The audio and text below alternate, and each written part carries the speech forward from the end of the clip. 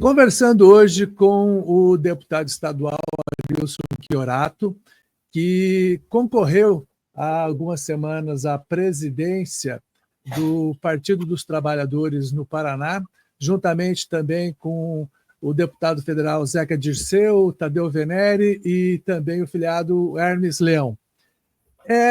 A participação, deputado, nesta eleição, porque o partido tem aproximadamente 115 mil filiados no Paraná, né, registrados.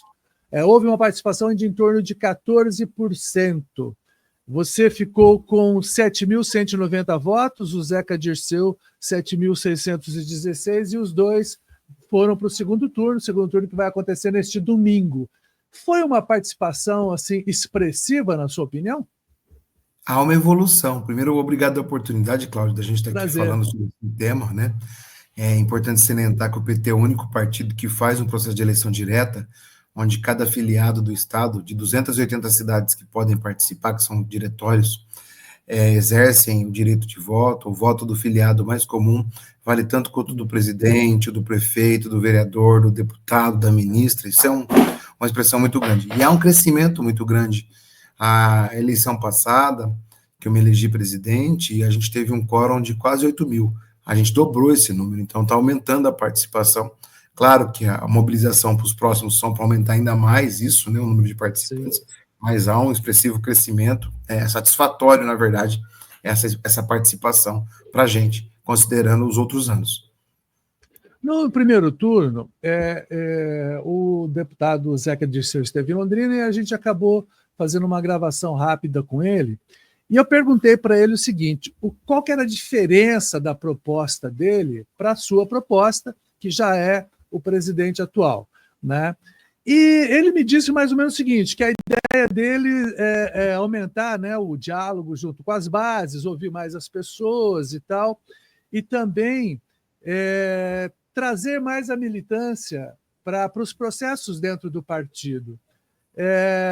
Você acha que isso está ocorrendo? O que você pretende no caso da sua proposta, né, para o partido nos próximos anos? Veja bem, eu tenho uma vida orgânica muito mais ativa ao partido do que o deputado Zeca Dirceu. Né? Hoje a gente tem uma relação com a base muito institucional. Quando eu assumi o partido estava organizado em apenas 247 cidades do estado. Hoje está em 360, tem 300 diretórios e 60 provisórias no estado. Isso foi um efeito de muita circulação pelo estado e muito diálogo para construir o partido. E os processos administrativos internos do partido tiveram massiva participação dos militantes. O fundo eleitoral, por exemplo, que é um instrumento de debate, que foi para as campanhas, foi distribuído por todas as cidades. O que era concentrado em outros momentos em grandes centros, agora foi para todos os municípios. Os 2 mil vereadores, candidatos a vereadores do PT, receberam o fundo eleitoral proporcional ao tamanho da cidade, à viabilidade eleitoral e etc. Então, houve um processo de consulta. Foi votado cidade por cidade pelo diretório, pela executiva, por todos os mandatos federais, estaduais participando do processo. Então, há sim uma participação. E há também um comando do partido sobre a postura política do partido, orientando seus filiados, os seus militantes, as suas lideranças, seus mandatários. Então, com respeito ao discurso do deputado Zeca Dirceu, a gente participou nos últimos tempos, desde que eu assumi o partido com o Lula preso, né? E isso foi um desafio muito grande. Tomou muito tempo da gente ficar fazendo resiliência, resistência na vigília. Depois teve o processo eleitoral, né, aqui no estado, onde a gente enfrentou o lavajatismo, o bolsonarismo e o ratismo com muito afinco. Veio a pandemia, então a gente teve que reinventar alguns processos dentro do partido para poder fazer um novo formato de comunicação, de organização partidária. Então, assim, colocar da forma que precisa trazer a militância é, de fato, ter organicidade ao partido. E a gente teve isso. Embora alguns dirigentes, alguns mandatários não tiveram tanta participação efetiva, né, colocar isso dessa forma é um pouco de falta de costume, de rotina, as tarefas partidárias, infelizmente. Então, eu acho que isso precisa ser ampliado. Né? Claro que quanto mais participação e mais diálogo com os militantes é fundamental. Então, nesse sentido, a gente tem feito esse movimento, tanto que é o maior PED da história do PT, com mais cidades votando ao mesmo tempo e com o maior número de participantes, como eu coloquei para você, que é o dobro do que do passado, quando eu me elegi. Então, há significância considerável de crescimento do Partido do Estado. O partido, você falou, né, que você assumiu a presidência do PT quando o Lula estava preso. Hoje nós temos um outro presidente usando tornozeleira em vias também de ser condenado. Isso acendeu, digamos assim, a velha chama do PT para essas disputas, né? Para sair um pouquinho daquele marasmo que estava acontecendo alguns anos atrás? Olha, o fato do ex-presidente, o inominável, estar com tornozeleira já era um fato esperado pelo partido, né, e pela sociedade brasileira, porque a gente já sabia dos feitos que ele tinha realizado contra a democracia, contra as instituições, né, atendendo pedidos de outras pessoas fora do país para promover esse caos que teve no Brasil. Então, isso o PT já defendia, o PT já lutava. Eu acho que o que acendeu a militância mesmo foi o fato da gente ter uma resiliência, fazer a vigília, o Lula ser liberado da justiça, ser solto, ter ganhado as eleições, e agora é a defesa do projeto de soberania do Brasil que está acendendo a chama petista ainda mais. Né? Quando você tem uma intervenção econômica, política e no judiciário para um ente como Trump, né, da maior potência do mundo, a gente tem um sinônimo de defesa da soberania. O Brasil é soberano, o Brasil é dos brasileiros, e por isso que eu acho que criou um caldo ainda maior. Né? E espero que a gente mantenha aceso isso e continue lutando. Não que o PT nunca deixou de lutar, pelo contrário, sempre fizemos um enfrentamento a eles e a esses processos. Mas agora a gente tem isso desnudado, né? Tudo que a gente falava sobre o que era o intuito daquele grupo que participava do governo passado, ele está sendo desvendado e as pessoas estão vendo com fatos que o PT tinha razão na defesa que fazia sobre o Estado brasileiro. Deputado, do seu lado, vocês já apresentaram, estão também agora, né, os que foram candidatos, o Tadeu Venere e o Hermes Leão, e também a ministra Gleice Hoffmann. Traz peso e responsabilidade para essa eleição? Traz, porque é um conjunto unitário do partido, de unidade política. Estão todas as forças. Né? O partido tem as suas correntes internas. Tem a democracia socialista, que representa o professor Hermes, a militância socialista, que é representada pelo deputado Tadeu Venere, o DAP, Diálogo e Ação Petista, representado pelo Milton Alves, que fazia parte da chapa do Hermes. Ou seja, a gente conseguiu uma unidade. Unidade assim como eu toquei o partido. Quando eu assumi o partido, eu trouxe todos eles para um conselho político, né? Deu um espaço igualitário para cada um, e a unidade se dá porque eles conhecem a minha forma de dialogar dentro do partido. Eu nunca deixei o PT ser menor que um mandato, ser menor que uma corrente interna, então isso possibilitou que a gente estivesse junto nesse segundo turno. Eu estou muito animado e confiante com isso, e, como você colocou, com o apoio de muitas pessoas, da Gleice, do Enio, nós temos 5 federais, 4 estão conosco nessa caminhada. Então, assim, mas mais do que isso, da base política do partido, né, nos municípios, né? Então, assim, a gente tem uma responsabilidade maior. E o que é bom nisso, Cláudio? Quando você faz uma coalizão para disputa, você também tem uma coalizão nas responsabilidades, coalizão na vitória e coalizão também no futuro do partido. É um PT unido, de luta e de coragem, que a gente espera aqui para o Paraná para enfrentar essas forças políticas antagônicas, que é o bolsonarismo, o lavajatismo e o ratismo no estado do Paraná. Voltando à questão do projeto de campanha, o que você pode dizer que no seu próximo mandato, caso você seja eleito, você vai colocar em prática no partido no Paraná? O primeiro é um comando unificado digital. A gente tem que orientar todas as lideranças políticos, mandatários, a falar sobre o mesmo tema ao mesmo tempo, para dar eco na sociedade. A extrema-direita faz isso. Quando se pauta uma coisa, eles falam todos da mesma coisa. A gente precisa dessa centralidade. Mas mais do que isso, a gente precisa mudar um pouco a comunicação, a narrativa, o formato da gente conversar com as pessoas. Nós perdemos, Cláudio, desde que o Bolsonaro assumiu o governo, de 7-1, como o Brasil perdeu para a Alemanha em 2014, as narrativas nas redes sociais. O grupo, né, mais à direita estava deitando e rolando. E o que vocês entenderam disso tudo? Então, assim, como eu recapitulando aqui, quando a gente tem o debate do IOF, e quando o governo usa uma comunicação mais popular, mais envolvente, trazendo um exemplo cotidiano das pessoas do que está em jogo, que é a taxação do IOF, que seria sobre os mais ricos, que esse dinheiro arrecadado seria usado em política pública, as pessoas entenderam o que estava por trás disso. Isso criou um caldo político, a gente venceu a narrativa e fez com que o Congresso fosse responsabilizado, inclusive, por estar tratando o tema daquela forma.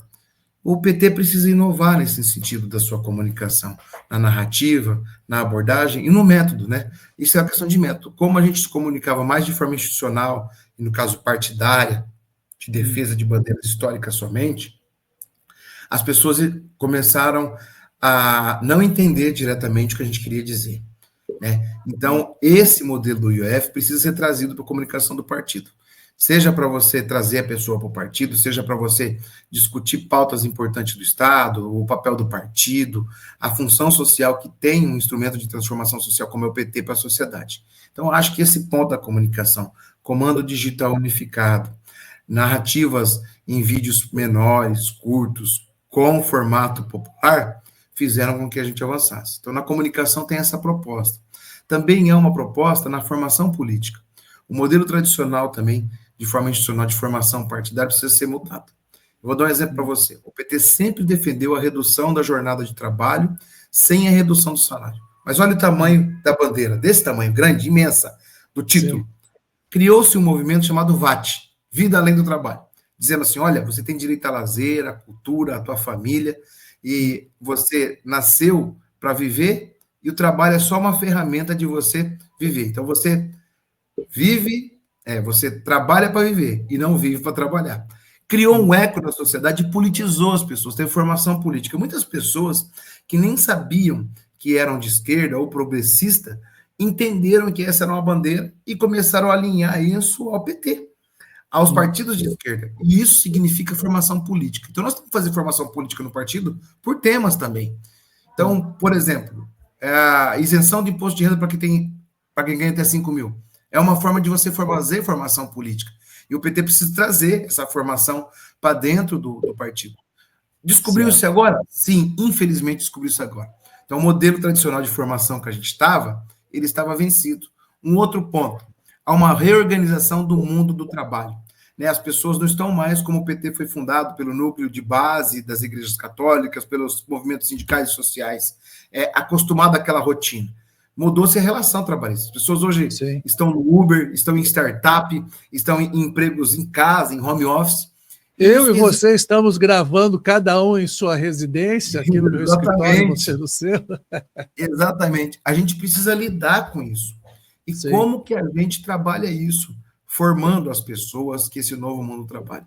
Houve uma criminalização tão grande da CLT que muitas pessoas hoje não estão preocupadas em ser registrada com seus direitos. Ela quer ser empreendedora, uma empreendedora no sentido errado que passaram de formação para elas. Então, a gente tem que trazer elas para esse debate, orientar elas sobre o futuro, sobre a garantia de seus direitos e fazer essa relação. O PT, infelizmente, não conseguiu fazer essa formação e esse diálogo como fazia antes. Por isso que a gente tem aí um afastamento, não voluntário, que a gente não deixou de fazer. É que o formato que a gente fazia não adere mais às pessoas como aderia antes. Então, precisa mudar esse contexto de formação política. Outra coisa que a gente precisa fazer também é mudar o modelo de organização do partido.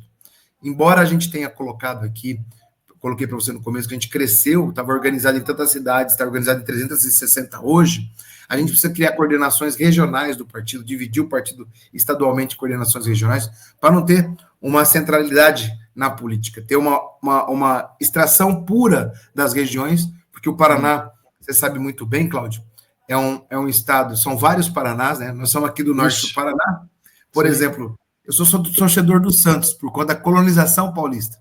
Lá em Francisco Beltrão, o pessoal torce para o Grêmio, para o Inter, tem uma interferência do Rio Grande do Sul. Na região metropolitana, torce para o Atlético, Curitiba. Mas o que isso tem a ver com o que nós estamos falando? São culturas diferentes e o PT precisa territorializar essa organização partidária com face à história local e para ter um depuramento melhor do processo eleitoral. Então, formação, política, comunicação, organização partidária e investir na juventude. Tem uma proposta de criação de um fundo específico para a juventude no Estado. Pegar parte do fundo partidário, 5% no mínimo, e colocar para atração, formação e diálogo com a juventude. E hoje a gente só pode fazer isso porque agora, depois de 30 meses de fundo partidário bloqueado, por conta da Lava Jato, por conta de lawfare e outras coisas, a gente conseguiu colocar a casa em ordem.